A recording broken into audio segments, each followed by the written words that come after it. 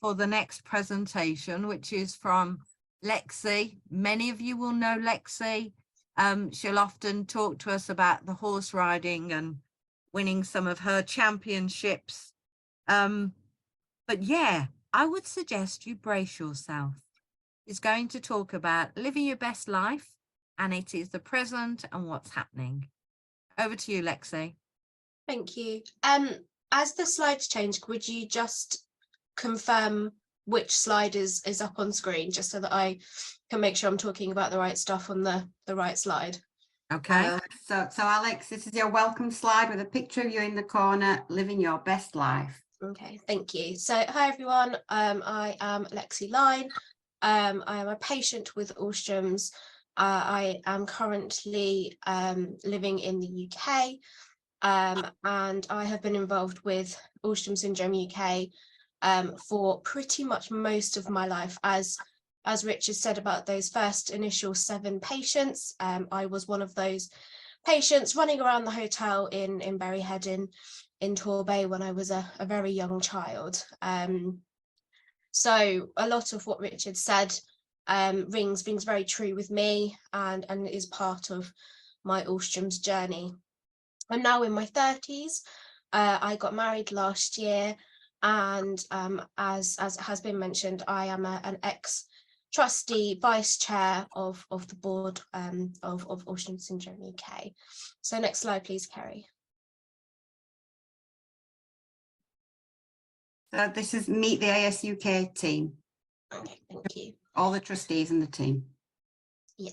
So all of the trustees and the team are obviously on the screen pictured. I left the board just over a year ago because I had done 12 years on the board of trustees, and it was an extreme privilege to be on that board of trustees very much as a patient representative and a patient voice. Whilst research and clinical experience are key to our board running, as well as good governance, as a patient myself and with other friends who are patients, I felt that it was important to have a good balance on the board, and also to ensure that the board was balanced in terms of having research and pushing research forward, but also ensuring that the patients who are living with Alstrom's now have a good quality of life, are supported, are able to achieve their goals and experiences, and that they want to within life. Anybody who is in the UK who thinks maybe being a trustee is a worthwhile thing, I could highly recommend it. I had such a great experience on the team. Once I became a trustee, I think there were only a very small number of us, and thankfully over time we have grown into the team that is run by our chair Sharon today, and she's doing a fantastic job of keeping us on the straight and narrow. You know, the team of trustees have a healthy debate. They are all professionals, and we always hopefully have around a 50-50 split of professionals versus either patients or family members that have a personal connection to Alstrom. So being part of the team was incredible, and obviously, like I said, I am off of the board now, but I have remained a volunteer, and I help Anne with our global work that we do. The main theme of Rich's presentation obviously was collaboration, and we are such a small population within the Alstrom's world that we all need to collaborate to ensure that, you know, we do our best for our patients and our families. So whether that's the clinical and professional collaboration, or whether that's our families getting together and sharing their personal experiences. So the global work is something that I enjoy, but it's also something that I feel is very important to continue in the years to come. Next slide, please. AS multidisciplinary, highly specialised clinics. Thank you. So in the UK, we are very lucky to have the National Health Service. And within the National Health Service, we have multidisciplinary specialised clinics. And I visit these clinics once a year in general. And I see a whole host of professionals, from cardiologists to endocrinologists, a respiratory doctor, a physio, dietitian, diabetic nurses and doctors, with a whole host of other medical professionals alongside. These clinics are based in Birmingham, and there is a paediatric and an adult service which is separate. We also have a transitional clinic for children who are in their teenage years, where they move over from the children's service to adult services. I've been experiencing these clinics from a very early age, and I'm very lucky to have seen these clinics grow and develop from being in a hotel room and one room in Tor Bay Hospital to now being at the Queen Elizabeth Hospital in Birmingham, which is an absolutely phenomenal hospital. We're very lucky that we get to see this whole host of specialists, and these are the only specialists who really know about Alstrom's. We go to local doctors who are near to our localities. However, most of the time we end up being the experts on our condition, because most of the doctors have never even heard of Alstrom's. So we have to take it on ourselves to train these doctors to become experts in Alstrom's. So we are extremely lucky that we have the professional expertise and backup of the doctors in Birmingham. So today the clinics are multidisciplinary. They're in Birmingham, they're usually once a year.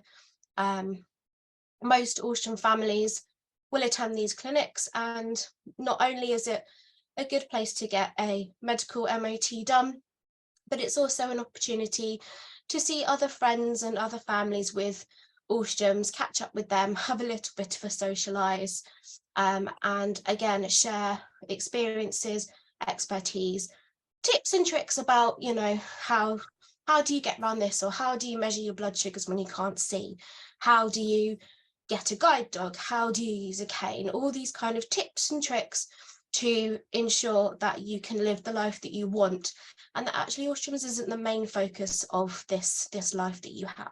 It is just a part of it. Next slide, please. Living your best life, and it's you on a horse. So as it's been mentioned, and as you can see here, I'm a horse rider. I have done this all of my life, pretty much, progressing from ponies to bigger horses.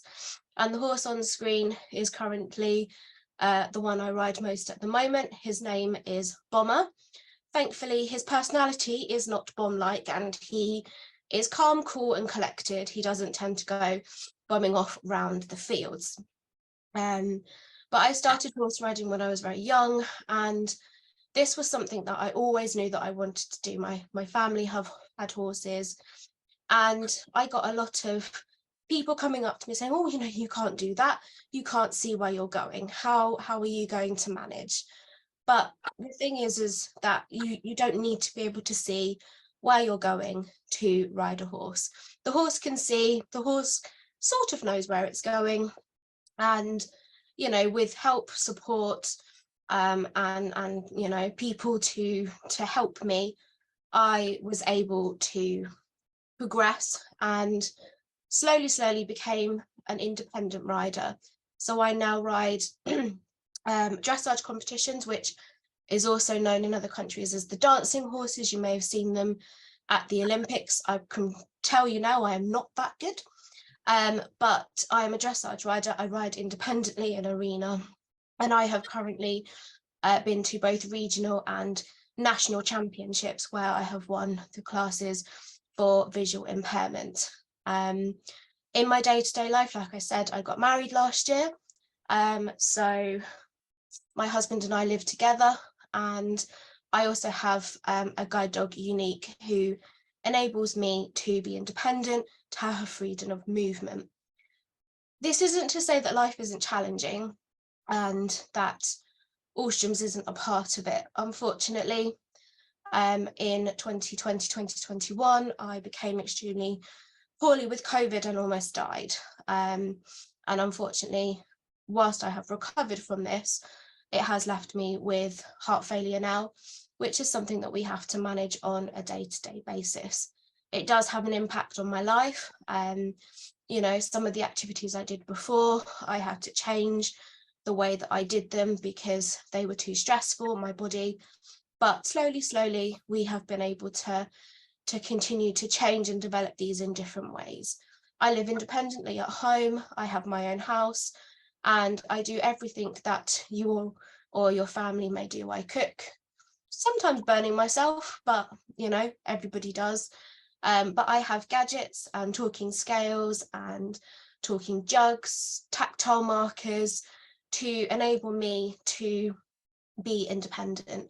I also have a personal assistant, and she is a great help to me. She does the things that I can't always do. So she helps me with the cleaning, with ironing, shopping, going out and socializing with friends. I have a really good social life, and as well as horse riding, attend lots of different clubs. I go swimming, which again, my personal assistant helps me to do, and a variety of other different things that I enjoy. And the main thing is that Alstrom's is definitely part of my life. My diabetes is definitely a battle that I have to deal with every day of my life. Some days are good and some days are just downright bad, but it's not necessarily who I am. It's not wholly who I am. And you have to take the good days with the bad. And if you don't have the bad days, then you don't realize how good the good days are. And you have to take things one step at a time to build things up. And slowly, the confidence will come. Next slide, please. The one on screen at the minute, Alexa, is your wedding photos. So these are just a couple of my wedding photos. Like I said, I got married last year. I have been with my husband, Adam, for about 12 and a half years. We met at school, and for all intents and purposes, he is a fully abled, sighted individual. He has no disabilities. He and I live together with our guide dog Unique, and obviously she helps me out when we go out and about. But for all intents and purposes, our life's pretty boring. He goes to work, he is a paramedic. I do lots of voluntary things with guide dogs, with Alstroms. I horse ride and various other things. So these are just a couple of our wedding pictures to show you our day, basically. Is it the last slide next, Kerry? It is, yeah. So, like I said, we got married last year, and we are very happy together. And at Christmas this year, we found out that I am going to be the first female Alstrom patient to have a baby. I'm currently 24 weeks pregnant. Everything is going very well at the moment. Baby is healthy. I am marginally healthy. Obviously, the diabetes is something that we are having managed, and is being looked at very, very closely. Obviously, the heart condition is also being monitored very closely. But for all intents and purposes, baby and I are doing extremely well. So I hope that by us sharing our journey and our story with you, that it gives you a little bit of hope for your children, for your siblings, and as professionals to show you what can be achieved by Alstrom persons. Please, if you have any questions, feel free to ask them, and we will let you know how things progress as the future comes. Thank you very much for listening. Perfect. Thank you, Lexi. I've got a couple of, not questions, but congrats coming through. So happy for you and your husband and the baby. From Jane, wow, congratulations. So pleased for both of you. From Liz, congrats, Lexi. Unfortunately, we can't see people's reactions. We can just have some of those congrats. And I'm sure there'll be a lot more on Facebook and things. Sure. So yeah, that's just delightful. As you've already shared that you don't know the gender yet, and you're going to save that surprise right till the end, but you're keeping very well and fairly busy, having just moved house. So you now have your bedrooms and the garden for both the dog and a new visitor in August. Yes, that is correct. So thank you very much for having us. So huge congratulations from Laura. So delighted for you. From Michelle, congrats, Alex, to both you and Adam. Thank you. Congratulations coming through. Thank you. And thank you so much for taking the time tonight to share that, Lex, because I know you've been kind of thinking about it, and it's, you know, it's so huge for the Alstrom community that you've kind of got married, having a baby, and life's pretty good, isn't it?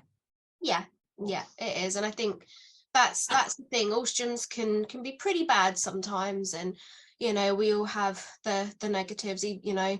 And I loved Richard's picture of Kevin and I on the tandem ride. You know, we were such good friends, and unfortunately we lost him. But you know, there is definitely hope for the future, hope for the generations to come, not only from the research, but actually just from what we can achieve as individuals as well. So yeah, no, very, very hopeful. And apologies, Johnny, if I stole your thunder a little bit. Yes. Another congrats coming through from Chase Palmer, who's heading up ASI over there in the US. Thank you. Lex, you and I managed to go out to the American conference 3 years ago. Yeah. Years ago. And again, ASI having a big conference this year in October, which I hope, you know, lots of families and certainly some of the clinicians will be joining them there too. So that's very exciting certainly for you and I, Lex. Yes, yeah. Sadly, I won't be able to go this year because I might have hands full a little bit. But, yeah. But I, you know, definitely, hopefully the next one I'll be able to hopefully attend. But yeah, very much looking forward to hearing all about the international conference and what happens there. Another couple of congrats coming through from Marina in Italy, saying I'm thrilled to hear Lexi's news. Wonderful, congratulations. Thank you. There'll be a lot more on Facebook, and now that you're willing to share some of that information, we can put something on our website and Facebook. Yeah.